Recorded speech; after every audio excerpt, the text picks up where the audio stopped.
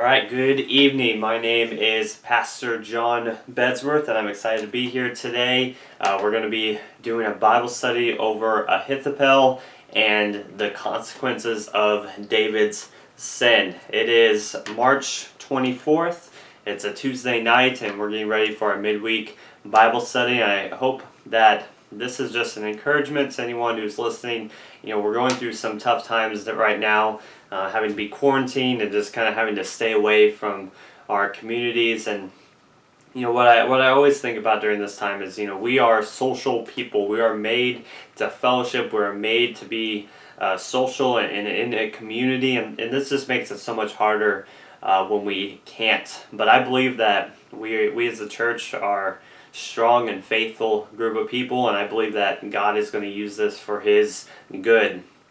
Couple things first. If you have any prayer requests and are watching on Facebook or on a Facebook post or on YouTube, I encourage you to make some comments below for prayer requests. You know, even though we're not able to be together, I believe that we still should be praying for one another, and I think that could be a good source of community discussion with prayer. Also, comment on anything you any thoughts you have or questions you have about the sermon, and maybe we can have a little bit of discussion on Facebook as well in the Facebook comments area of the video. So looking forward to that. I want to start us off by praying for our country, praying for our leaders, that they will continue to make wise decisions, that God will give them wisdom and knowledge and right understanding of how we should approach these subjects. So let's just bow our heads and get into it. Dear Lord, I just want to thank you today for everything you do for us, all the blessings that you give upon us. Even though it may not seem like it right now, I know that you are in control of the situation and that you will ultimately use this for our greater good. I pray for our leaders today as they are making these really tough decisions, especially these decisions with really no history to go off of. God, we can't look back to past events and saying this is how we solved those issues. To solve this one, God, I pray that you just bring wisdom and understanding to our leaders, that they will lead us gracefully and with respect, and will lead us out of this in turmoil, Lord. I also pray for all those who are suffering from this illness, God, that you will go into their lives and will bring healing to them, and that you will ultimately use this crisis as a way to bring your people, your creation, closer to you. In Jesus' name, amen. So also be in prayer for me. I actually had to do this twice because my memory card broke. So I'm a little bit, ready to do this. So this is really one of my favorite stories in the Bible. As we look at the book of 2 Samuel, I see this as one of the most scandalous books in the Bible. Just kind of the things that happen in here are just amazing. Sometimes you look at this, you're like, I cannot believe that is in the Bible, and this is kind of what we're talking about today. Just one of the most crazy stories there is, aside from Jesus, the Son of God, a perfect man being put to death without actually committing a crime. I think this is one of the crazier stories that you can find in the Bible. And what I really want to focus on today is unintended consequences. As we open up to 2 Samuel chapter 11, we start off with the sin of David and Bathsheba. What I really find amazing about God's goodness and God's grace is that even though we're going to see David, just make so many mistakes, fall into so much sin, cause so much turmoil and for his family and for the nation of Israel, yet what do we remember David for? We remember him as a man after God's own heart. And what I love about this is that even though we as Christians, we as human beings, we as individuals sin, I know I sin every day. I try to be perfect, and a few minutes later I just come back to the fact that guess what? I'm going to keep messing up. I'm going to keep falling short of God's grace, God's perfect standard, and yet even though we fall short, God is able to redeem us, and that God is able to pour out His grace and forgiveness and His mercy on us, and He's able to restore us and continue to use us. The fact that God uses sinful individuals is just so amazing, and it's something that I cannot be grateful enough about. And as we look at this story here, we see that David falls really short. If we'll begin in 2 Samuel chapter 11, verse 1, it says, "In the spring of the year, the time when kings go out to battle, David sent Joab and his servants with him, and all Israel, and they ravaged the Amorites and besieged Rabbah. But David remained at Jerusalem." Verse 2, "It happened late one afternoon, when David arose from his couch and was walking on the roof of the king's house, that he saw from the roof a woman bathing. And the woman was very beautiful, and David sent to him and inquired about the woman. And one said, 'Is not this Bathsheba, the daughter of Elam, the wife of Uriah the Hittite?'" And as I was mentioning earlier, we're going to be talking about unintended consequences. We see David kind of sitting on his balcony, he looks down, and he sees this beautiful woman bathing. And we all know what that means. And he just falls in love at the sight of this woman. He says, "I am king, I can do whatever I want, I do not have to worry about the consequences here. It doesn't matter if God says this is wrong. I am king and I have the authority to do this." So he goes and gets Bathsheba. He essentially rapes her because this is not within her consent. She's a married woman. She would not have wanted this to happen. And he says, "I'm going to do what I want because I am king." So he goes and does this. She is married to this man named Uriah, but that's not the end of this sin that David has. What ends up happening is Bathsheba gets pregnant. Well, this is the problem because David didn't actually want to marry this woman. He just wanted to have his way with her for one night, and then she could go back to her husband and go back on living as normal. But David is faced with this consequence, and he chooses, instead of to own up to what is happening or what has happened, he chooses to send Uriah to the front lines where he is killed by the enemy. So not only is David falling into adultery, falling into potential rape, he's also falling into murder here. And this is not go unseen by God.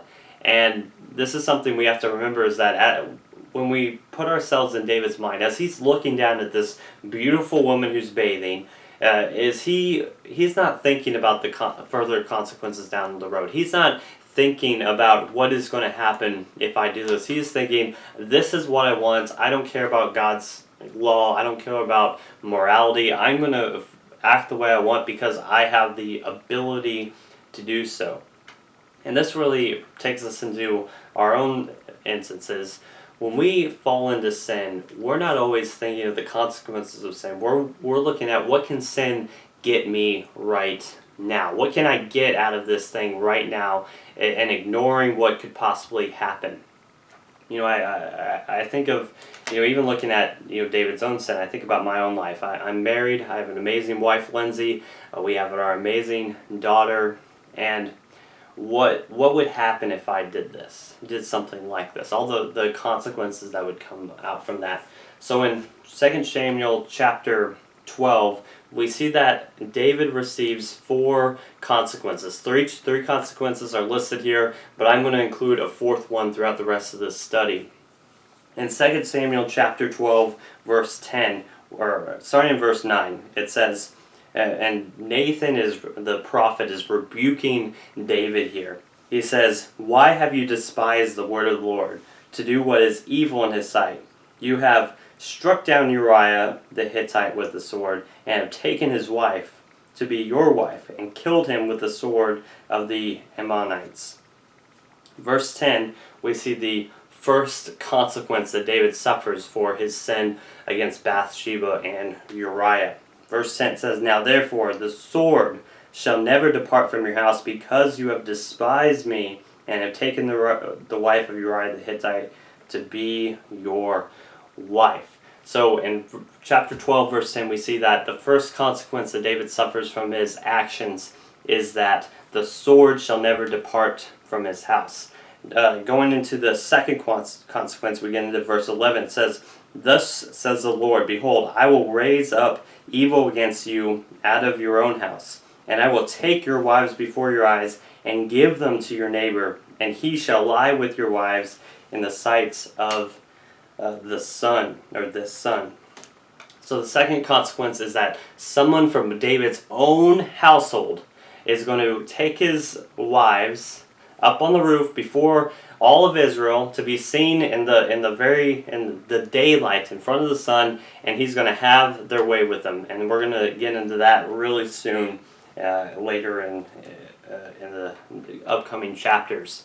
This is the second consequence. And the third consequence we see in 2 Samuel chapter 12, verse 14. It says, "Nevertheless, because by this deed you have utterly scorned the Lord, the child who is born to you shall die." And as I'm reading these three consequences, and as I said, we're going to get into the fourth consequence. It's kind of a unseen consequence, but we're going to dig it up. We're going to find it in the text.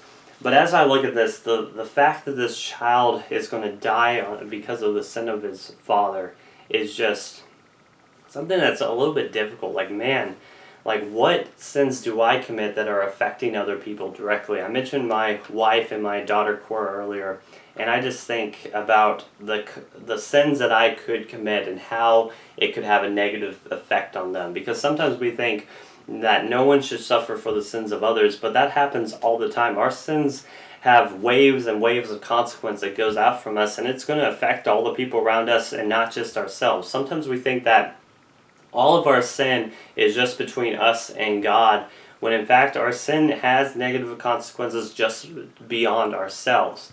You know, I was thinking, if I were to go out and I were to squander all my money with gambling, if I was going to waste it all, I'm not a gambler, not something I really enjoy doing or really desire to do. But if I were to go do this, say I just went out and I did this, you know, I luckily, or maybe unluckily, I don't know how to put that, but I live in a church parsonage. I'm not going to lose my house. I could lose my house. I would have difficulty feeding my daughter.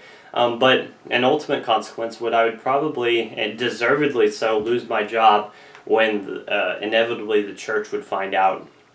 And I would hope the church would find out, because if I was going to do that, it would be something that I would, you know, if I'm as a pastor, as a leader of God's church, it's something that I shouldn't be doing, going and blowing all my money in gambling. But that's going to affect my wife. It's going to affect my daughter negatively. My daughter's going to be having to force to move from her home. My wife's going to be forced out of our home. We're going to be in financial troubles. And it's all because of my sin in gambling. The same goes if I were to commit a sin similar to David's sin. It's going to ruin my family. Christmases and birthdays and family relations is all going to be torn apart because of my sin. Same way with David here. There is consequences to his sin. And we also need to remember that some of these consequences happen immediately, while also some consequences really take time to really settle in. The consequence of the child dying was a pretty immediate consequence. It really hit home really quickly for David. But as we see the consequence of the number 2 slot, that there was going to be someone in his own household that would take his own wife before his eyes and go before all of Israel and have his way with them, that was going to come in a little bit later. And then, of course, the first consequence of the sword shall never depart from your house. David was going to be at war for the rest of his life because of this consequence, because of his sin here. That consequence was never going to leave him. It was always going to be with him. And as I said, a lot of times we ruin our marriages and our relationships and our families. Those consequences never leave. You know, I think of my parents. They got divorced when I was 4 years old. I'm now 27. That consequence is still lingering 23 years later. There's still, there's still times where it's like, where do I go at Christmas? Where do I go? Who do I go visit whenever I'm home? I have other brothers and sisters now from different, from other marriages. Second and third marriages, or third marriages actually. But there's lingering consequences that are going to always be in effect because of that sin. Moving on to 2 Samuel chapter 13, we begin to see the consequences really rising up, and we see this happening within David's two of David's sons. Now we know that David's first son is Amnon. We see that his three oldest sons were number 1, Amnon, number 2, Kileab, and number 3, Absalom. And we see that there's this weird family relationship that's going to happen, and it's just going to be completely destructive. So beginning in chapter 13, verse 1, it says, "Now Absalom, David's son, had a beautiful sister whose name was Tamar, and after a time Amnon, David's son, loved her." So we see that David's oldest son, Amnon, is falling in love with his half-sister, Tamar, who is going to be Absalom's full sister. So Absalom and Amnon are going to be half-brothers. And Amnon sees his half-sister Tamar, and he falls in love with her, and he gets this counsel. One of his friends give him this advice to go and trick Tamar into sleeping with her. He gets his father in verse 7 of chapter 13 to send her to his house, and then because Amnon says that he's sick and that he needs Tamar to come take care of him. And David doesn't really suspect anything, because why would you suspect something with someone's sister? And David gives in and sends Tamar to him.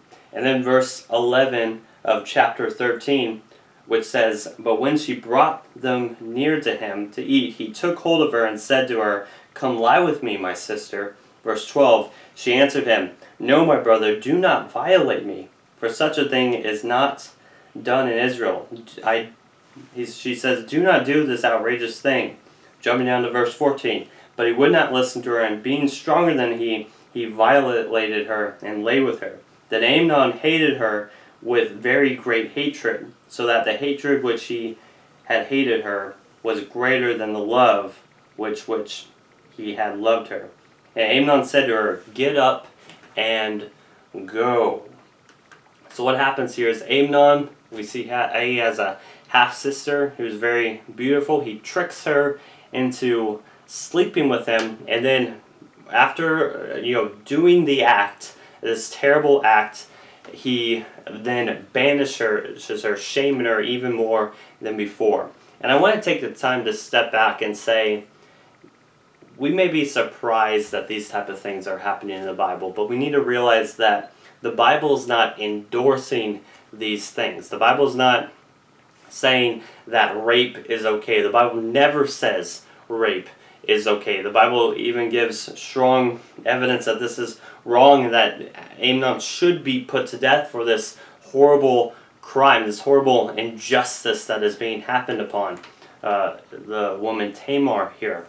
But we need to realize what the Bible is doing. The Bible is painting a picture of how things really are, instead of painting a picture of how we think they should be. The Bible is not painting this picture that everyone is perfect and that everyone is following God the best way possible. The Bible is saying, hey, this is history, and this is how God works within this muddy mess of sin and destruction and turmoil, and God is going to work through this and make things come out for good, even though things are bad. The Bible does not hide the fact that the world is a dark and sinful place. So there is bad things that happen, but God can even use bad people for His good. God can redeem us even in the midst of sin and darkness. So we also find out that Absalom, Tamar's full brother, which is the third son of David, he hears of what has happened, and in his anger, he goes and he murders his father's oldest son. Now, remember, Absalom was third in line to the king. He ends up, in the rest of verse 13, he kind of tricks Amnon to go with him, and he ends up killing him there. David ends up hearing that, just kind of giving a quick rehash, David ends up hearing that possibly all of his sons has died. Then he realizes that only one of his sons has died, and David is just destroyed by this. But Absalom goes and he avenges his sister. So we know that David's first son Amnon is dead. We know that Kileab, David's second son, there's a couple of conflicting things that I've read about this. The one I've seen the most is that Kileab, which is also a name for Daniel, David's second son, probably had died at a young age from natural causes. But it's also possible that I've also heard other conflicting reports that Kileab might have just gone into the priesthood, was pursuing other interests besides the kingship, and didn't actually want the throne. But no matter where we put Kileab in this whole thing, we see that now Absalom is in direct line to the throne. If something were to happen to David, if David were to disappear or were to die, Absalom was now to become king. And now we begin to see that these consequences that David had received due to the sin with Bathsheba begins to really start to stir up. In 2 Samuel chapter 15, Absalom begins to conspire against King David. And we're not exactly sure why Absalom hates David so much. And it could just be how David handled the whole Tamar and Amnon incident. It's possible that Absalom just really wanted David to put down a harsher punishment on Amnon and didn't.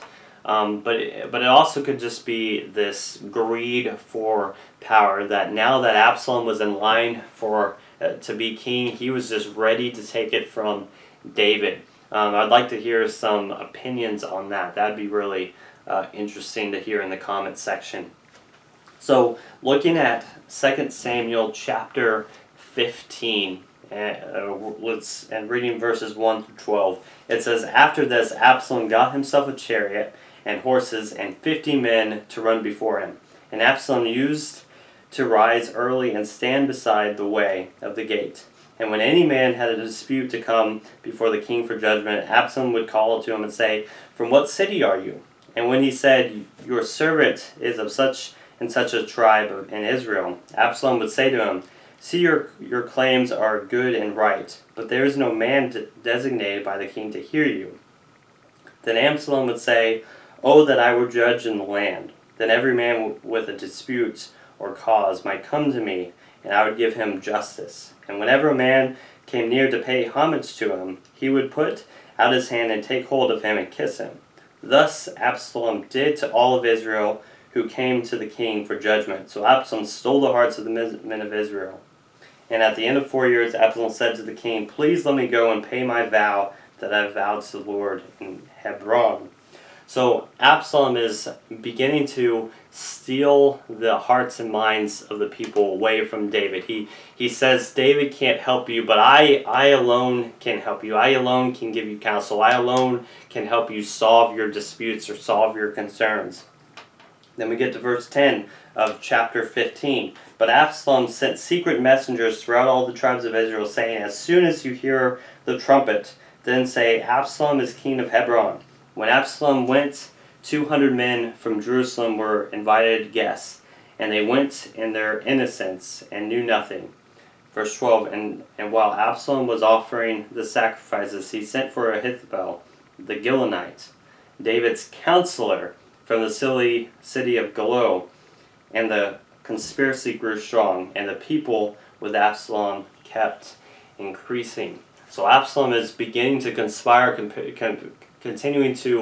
beginning to rear up support so that he could take out his father David and take control of the kingdom. And one thing that we shouldn't miss really quick in verse 12 of chapter 15 is this man named Ahithophel, David's own personal counselor, seems to be turning his back on David. And as we're reading, let's try to think about, why would this be happening? Why would this man be turning his back on David? And as we see, David is going to be, in verses 13 through 30, David is forced to flee because Absalom was turning Israel against him, and he was preparing an army to overtake David. We see this in verse 13. It says, "And a messenger came to David, saying, 'The hearts of the men of Israel have gone after Absalom.' Then David said to all of his servants who were with him at Jerusalem, 'Arise and let us flee, or else there will be no escape for us from Absalom. Go quickly, lest he overtake us quickly, and bring ruin on us, and strike the city with the edge of the sword. So David is having to run away from what is happening. He's having to flee his own city. Jumping down to chapter 15, verse 31, it says, "And it was told to David, Ahithophel is among the conspirators with Absalom. And David said, O Lord, please turn the counsel of Ahithophel into foolishness." And this verse is going to be really important. We see that David makes a plea to God. He is told this devastating news that Ahithophel, his close advisor, is behind this conspiracy and is beginning to turn against him. And David pleads to God that Ahithophel's counsel would be turned into foolishness.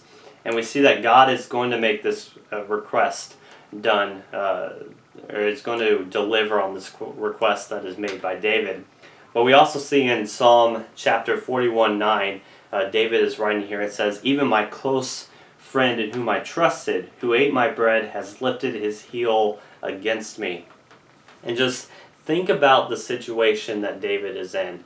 And, he commits the sin, but then his life begins to go into ruin. His oldest son is killed by one of his other sons. His family is being torn apart. He is being kind of chased out of his own household. His kingdom is slipping away at his grasp. And it's not coming from some enemy outside of the walls of Israel. It is coming from within David's own household. And it's not just David's own son that is turning against him. It's one of his own closest advisors who's turning against him.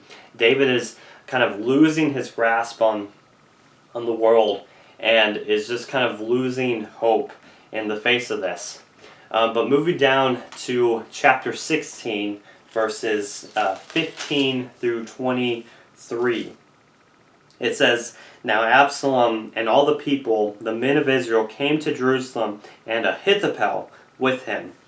And when Hushai the Archite, David's friend, came to Absalom, Hushai said to Absalom, Long live the king! Long live the king! And Absalom said to Hushai, Is this your loyalty to your friend?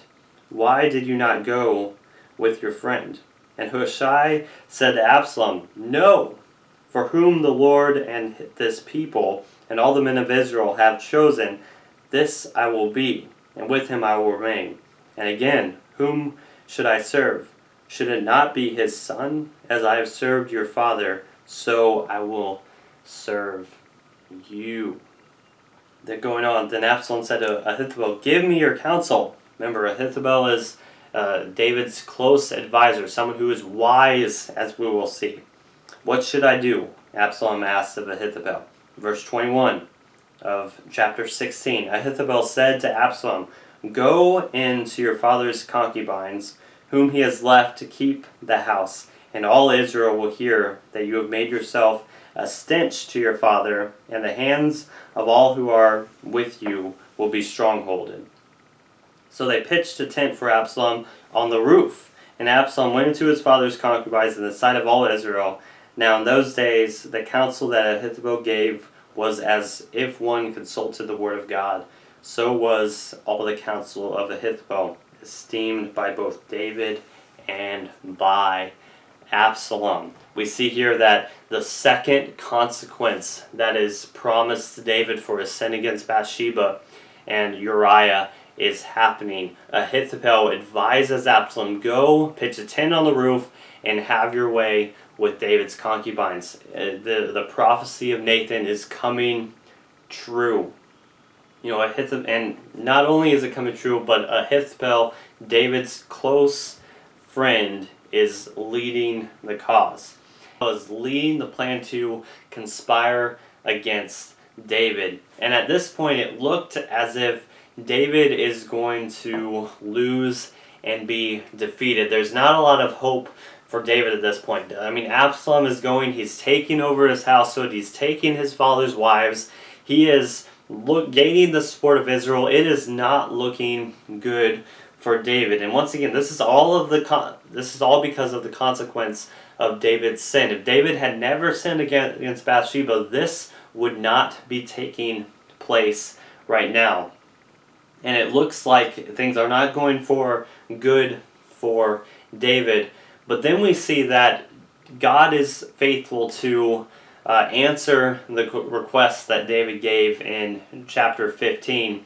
And we see that David actually had a plan all along to how to kind of work through this mess. He had a escape plan to how to regain control of his country. And if we'll go back to 2 Samuel chapter 15, verse 33, or actually verse 32, we see that it says, while David was coming to the summit where God was worshipped, behold, Hushai the Archite came to him with his coat torn and dirt on his head. David said to him, if you go on with me, you will be a burden to me. But if you return to the city and say to Absalom, I will be your servant, O king, as I have been your father's servant in times past. So now I will be your servant. Then you will defeat for me the counsel of Ahithophel. See, David says to him, do not stay with me, but go and be my spy in the close counsel of Absalom. You are the only person who can defeat the counsel of Ahithophel. Because remember, if we look at 2 Samuel chapter 16, verse 23, it says, now in those days the counsel that Ahithophel gave was as if one consulted the word of God. So when Ahithophel spoke, it was kind of deemed as equal with God's word. But Hushai was also one of David's close advisors. Hushai was the only person in all of Israel that could say, hey, let's do something else besides Ahithophel's wisdom, and people would actually listen. And one reason why I think that why God was willing to help David, even with all of David's sin, was because of how serious the sin that Ahithophel was doing is suggested. So one reason we can give for why God chose to answer David's request from 2 Samuel chapter 15 verse 31 is how serious the sin was that Ahithophel suggested for Absalom. Remember, Ahithophel said to Absalom, go and sleep with your father's wives in the full view of the public. This is a complete and utter disgrace. This is the last thing that a son should ever do to their father. It is completely unwarranted. It is wrong and should never happen.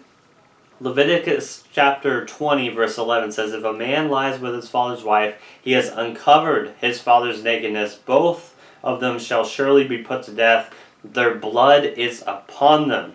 The Torah mandated that the death of Absalom for his sin. Absalom might have been able to escape the hand of David, but he is not able to escape the hand of God. And we see this plan that David set forth in the end of chapter 15 begin to happen, and how God uses Hushai to save Israel and save David's kingship. So if we look at 2 Samuel chapter 17, verses 1 and 2, it says, moreover, Ahithophel said to Absalom, let me choose 12,000 men, and I will arise and pursue David tonight. I will come upon him while he is weary and discouraged, and throw him into a panic, and all the people who are with him will flee. I will strike down only the king. Remember, Ahithophel is giving more advice to Absalom. The first advice was, go take your father's concubines on the roof. We'll pitch a tent, it'll be great. Comfortable, awesome. Everyone can see it. Disgraceful, yes, but effective, also yes. This is when Absalom did this on the roof. He was asserting his dominance over David. He was claiming the throne of Israel. This is something that rival kings would do. If one king overtook another king, one of the first things that would happen is the king that overtook and killed the second king would go in and take the king's wives, and that would be a sign that he had fully taken over the country or whatnot. So whenever we look at Ahithophel's counsel, the plan was actually very likely to succeed, and incorporated 3 elements of classic military strategy. Essentially, Ahithophel was saying, we're going to go into David's camp and we're going to overwhelm the forces. we're going to take 12,000 men and we're just going to go and rush them. It was going to be an element of surprise. David's army is not ready for this. They're going to be completely caught off guard. We're going to be an overwhelming response. This is going to work. And he also had a narrowly focused objective. See, Ahithophel said, I am only going to strike down the king. I'm not worried about anybody else. We have one objective. We need to kill this one man, and that is what we're going after.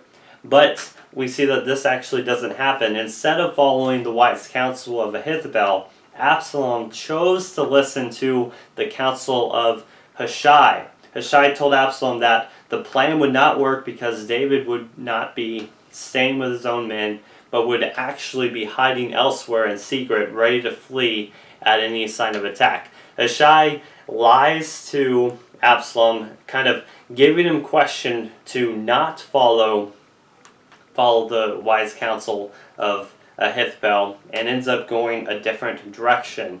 When we look at 17 verse 14, it says, And Absalom and all the men of Israel said, The counsel of Hushai the Archite is better than the counsel of Ahithophel, for the Lord had ordained to defeat the good counsel of Ahithophel, so that the Lord might bring harm upon Absalom.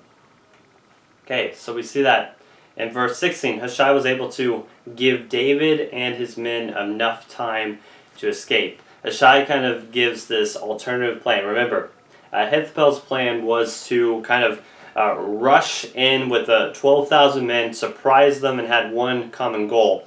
Hushai's strategy was, let's gather all of Israel together, and we're going to go in all together. We're going to kind of cry out to all of Israel, come with me, we're going to gather a larger army, and we're going to attack. Remember, that was to distract Absalom and give David enough time to escape. And as we see in verse 14, everyone agreed with Hushai, and they did not follow Ahithophel.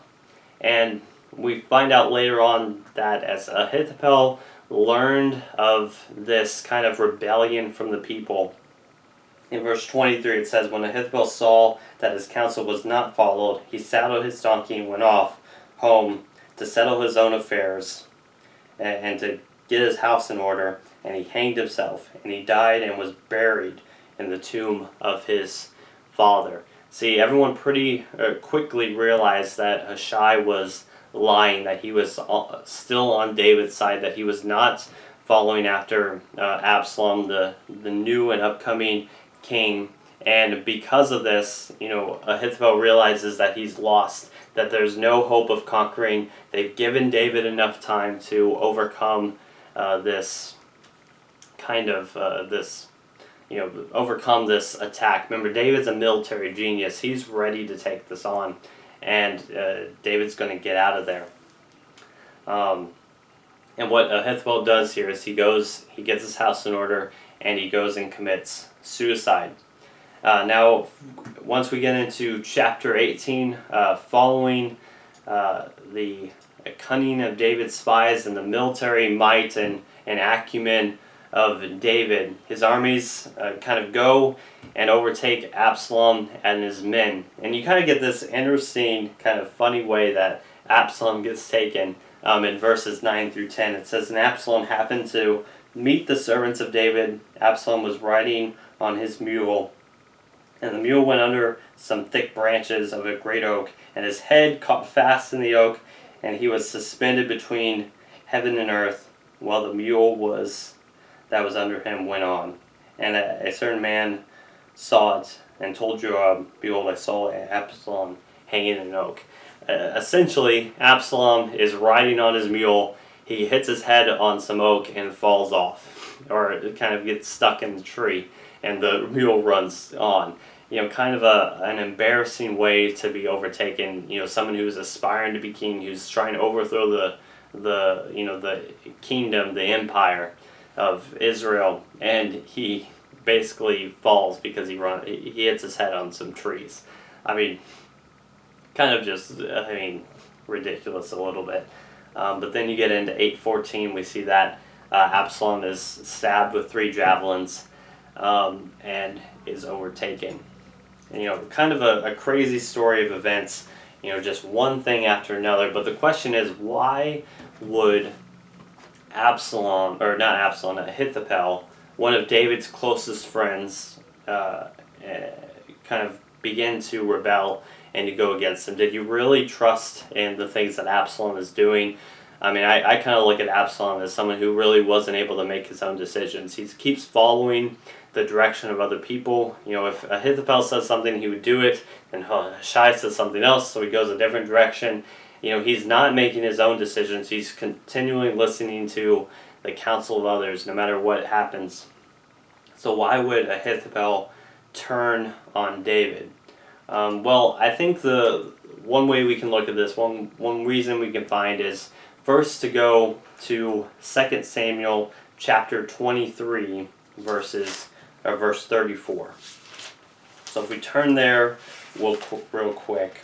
So 2 Samuel chapter 23, verse 34. Let's go to the second part of that. It says, Eliam, the son of Ahithophel of Gilo. So we see that Eliam is the son of Ahithophel. Then if we turn back to 2 Samuel chapter 11, verse 3, we see that it says, chapter 11, verse 3, and David sent to inquire about the woman, and one has said, is not this Bathsheba, the daughter of Eliam, the wife of Uriah the Hittite? So we see that Ahithophel's son is Eliam. Eliam's daughter is Bathsheba. And it just so happens that right after this sin, Ahithophel turns on his friend and king David to begin to serve Absalom, David's son. And this is where we really get into the fourth unintended consequence, that one of David's closest friends and advisors would turn on him for the sin and disgust and the shame that he places on his granddaughter. And we can, as a father, I can only imagine what I'd want to do to someone if they did anything to my daughter, and I would assume the same thing goes for a grandfather looking at his granddaughter being treated this way. And we would all be angry and want to turn on this, and this is exactly what Ahithophel does. And these are just, I think, a consequence of anger is we get so angry and we get overtaken, and we're not seeking God in this.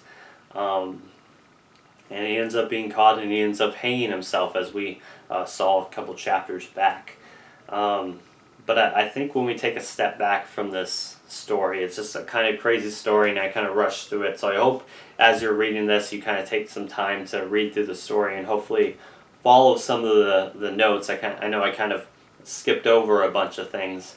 But think about when David first committed that sin, when he was on the balcony looking at this beautiful woman who's bathing that he doesn't even know the name of.